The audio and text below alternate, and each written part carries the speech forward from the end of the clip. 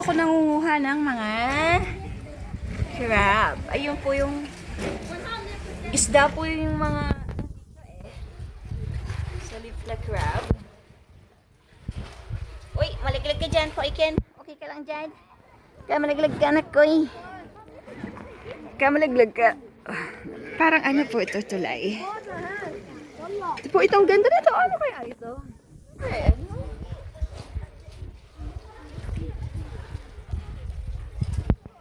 Nalaglag pa yung towel nila dito. Ganda na. Wow. So beautiful. Breathtaking. Adam.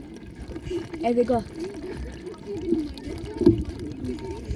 نحن صدمة نصهم قاعد أعمل صح طيب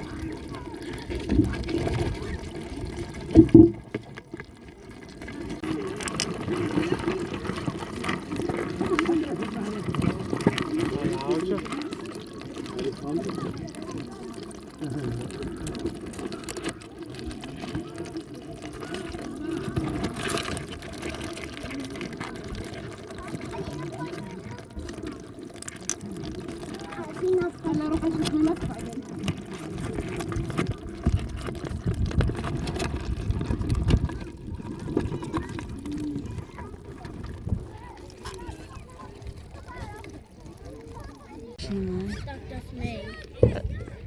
Jättemycket. Och stackars dig mig. Det där är min iver. Ja, det är bra. Vad trevligt. Ja, ska vi gå nu? Ito na po yung mga nakuha namin. Ay, may sounds po sila, no?